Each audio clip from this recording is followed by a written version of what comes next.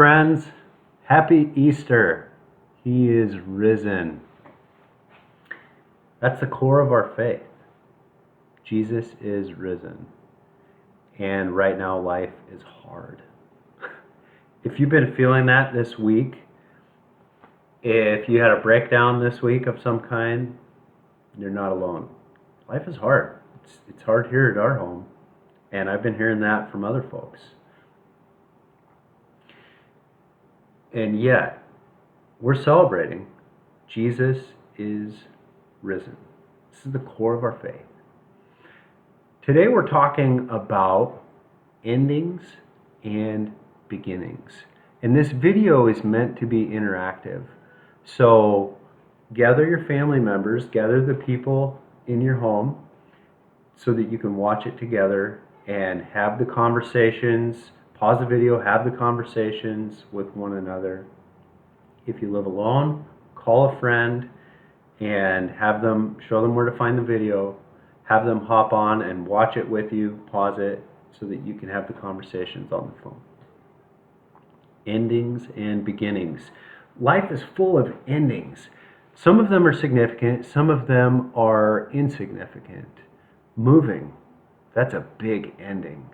Changing schools, that's an ending. Children that go through developmental stages, losing a baby tooth, puberty, the end of summer, the end of vacation, the end of the weekend. Graduating high school, we've got seniors right now that are looking at what does this ending mean for me? And moving away from your family, breaking up with a boyfriend or a girlfriend, having a door slam in your face, getting a new job, a promotion at work. It's an ending to something prior. Having new employees, your team is changing, having a change in management, losing a job, having strategies at work, programs, things that you were doing that now they're not working. And what are you going to do about it? Getting married, that's an ending. Having children is an ending. It's changing life for you and your spouse. And if you have other children, it's changing life for them. Friends that move away, or relationships that go sour, or turn flat, losing a loved one, menopause, aches, pains, injuries, disabilities, receiving a diagnosis from a doctor, facing an empty nest, slowing down, retiring, even facing death. And we have to mention the way that COVID-19 has brought so many endings to life, or at least has put so many things on pause. Life is full of endings. And the truth about endings is that endings are hard. We don't like endings very much. New beginnings are exciting. When something new is happening, it's yay. But an ending, that's kind of ick. It knocks us off balance. It's disorienting. Often with endings, we are out of control. An ending means that we have to say goodbye to something or someone. And that feels scary or sad or both. It's goodbye weekend, goodbye little child turning into a teenager, goodbye to the way that life used to be. Endings mean that we have to face something new. It's something unknown. That's scary. Sometimes endings can make us feel like we have failed. We tie our value and our worth up in what we do. And so when what we do ends, it can make us feel worthless about ourselves. Who am I anymore? Endings can be cloaked in shame. Like, I just couldn't hack that job. something must be wrong with me. I must be the problem. Or my girlfriend, my boyfriend broke up with me. What's wrong with me? And we feel a sense of shame. There must be someone to blame for this ending. When we face an ending, new beginnings don't just pop up immediately. Sometimes we're left in the murky land, the waiting land of like what's coming next. I have no idea. And so you put it all together, and there are plenty of us who would rather do anything than embrace an ending and say, "Yay." That's very difficult. So it doesn't matter if things aren't working, or if there's like a major cash flow problem, or a relationship is struggling, or life is changing. It's easier for a lot of folks to pretend like everything is okay. Just pretend like everything is fine. That's easier than to face an ending and to name it as an ending. It's easier to exhaust ourselves and keep running the rat race than to say, I think the wheels are falling off here. Facing an ending means facing pain. It's admitting what we're losing, what we've lost. And one of the scariest questions is, what if there is no way back? What if there is no way back to the way things used to be? That sounds like a lot of grief and sadness and fear. And so it's easier to live in denial. Just ignore the ending that is right on top of us. It's easier to live in the past than to face an uncertain future. So, the first question for you and your crew as you watch this video is, name an ending that you faced in this past year that impacted you in some way. And tell us what you lost in that ending. So name an ending and then tell us what you lost.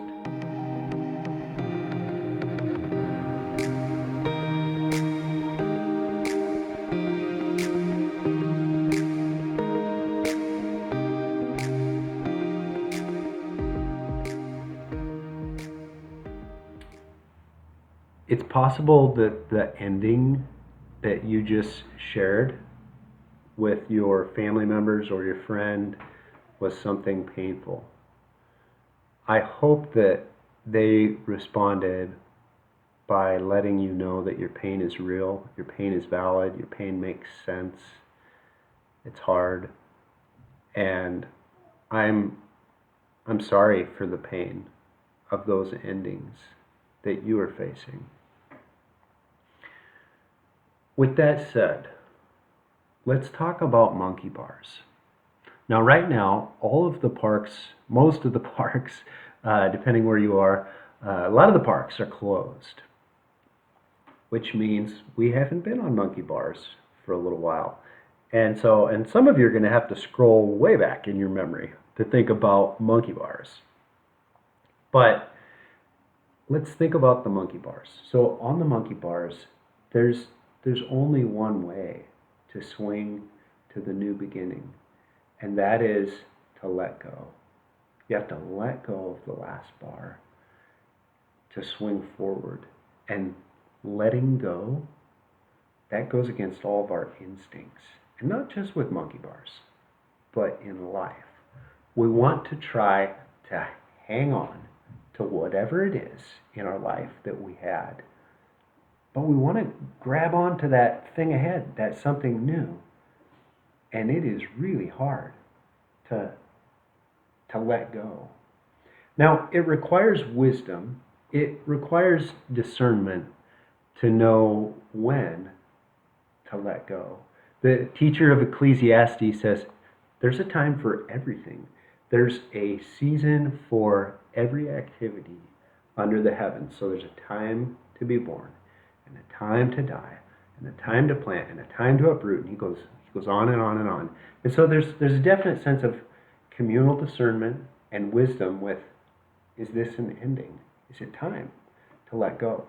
But when we refuse to let go, when we refuse to recognize an ending and do this, then our entire life is ruled by, I'm holding on just in case.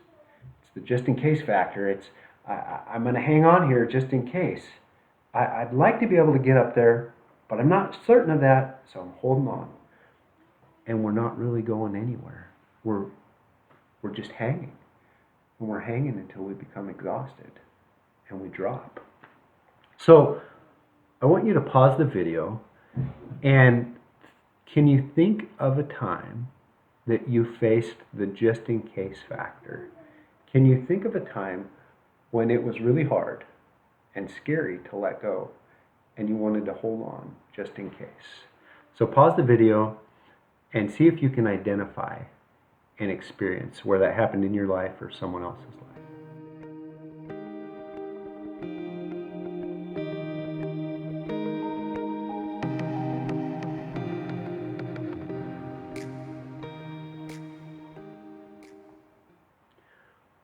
What does any of this have to do with Easter? Crucifixion meant not just the end of a life. Crucifixion was the ending of who you were.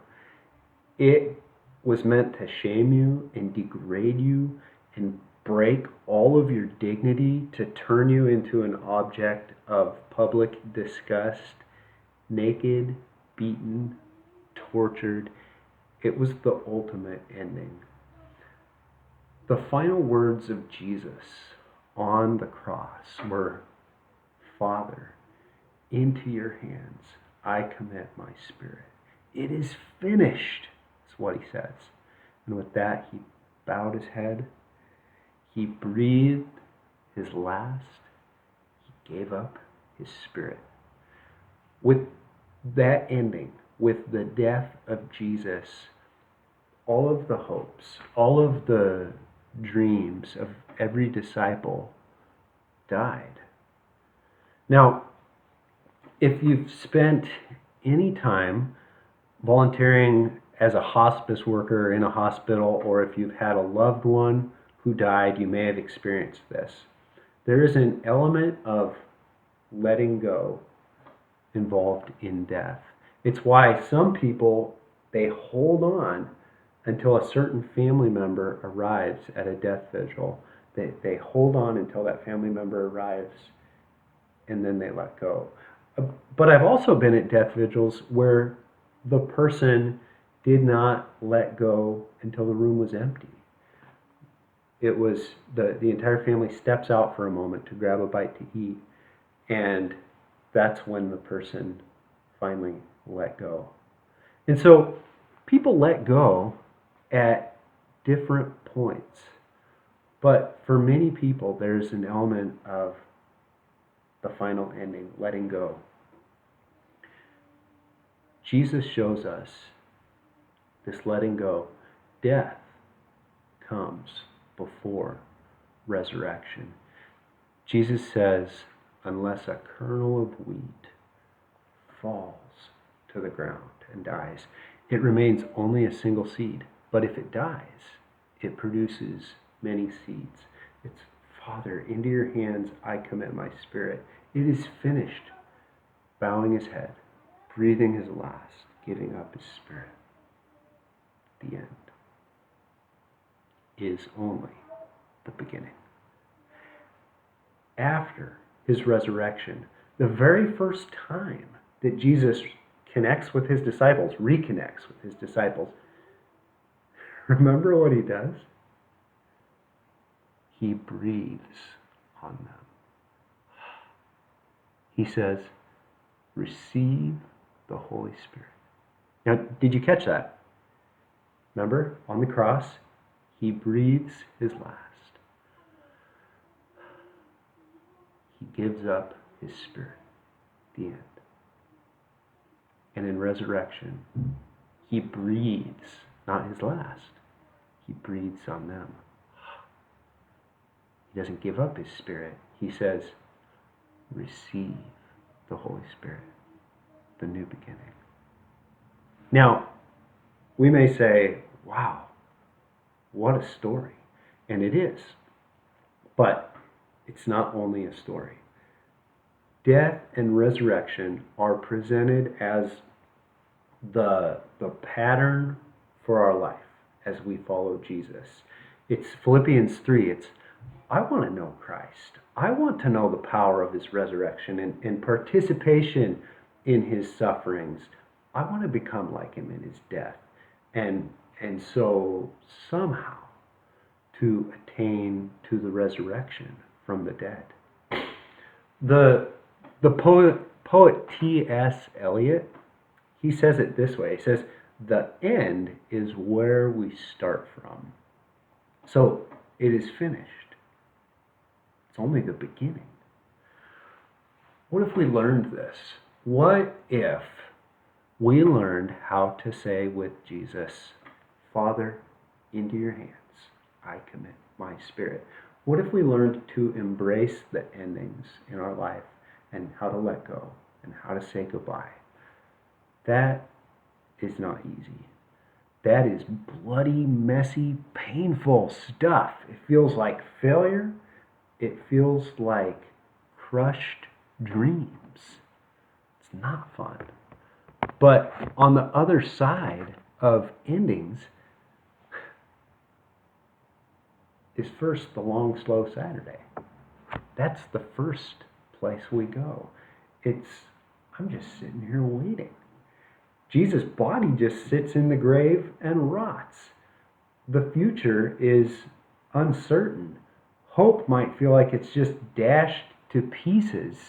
And so the new thing that God is doing, it doesn't always emerge right away. But what if? What if on the other side of that, on the other side of the ending and the waiting and the what if, God does have something good. New life, fresh beginnings, growth, resurrection, ultimately the new heaven and earth. What if that ending is a gateway to something new opening up? And what if this entire journey of I've let go and I'm waiting and I'm trusting God, Father, into your hands I commit my ending, and trusting God with that future, what if that is a part of how we are made like Jesus? Death comes before resurrection. So I want to ask you to pause the video with this discussion question at home or with your friend. Can you think of a time when an ending in your life turned into a new beginning? And specifically about that time, what did you receive as you let go and you trusted God and then you saw the new beginning? What did you receive? So pause the video, have that conversation.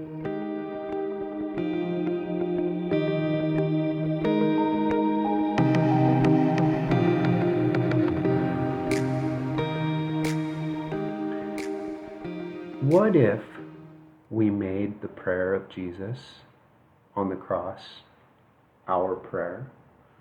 Father, into your hands I commit my spirit. It's the biggest ending in Jesus' life. What if you prayed that same prayer about the smaller endings in your life, the things that you hang on to, the endings you hang on to? Father, into your hands I commit my ending. And what if you didn't just stop there, but then envisioned the resurrected Jesus, the Easter Jesus, breathing on you? Receive the Holy Spirit. Receive a new beginning. You are not alone. So as we close today, this is the last thing I want to ask you to do, is to pray with one another, whether it's on the phone or with your family, for each of you to put out your hands, open them up, like Jesus on the cross, and say, Father, into your hands I commit. And then name one of the endings in your life. And then just take a big breath in after you say that. Receive the Holy Spirit. Happy Easter to you all, friends. He is risen. Much love to you all.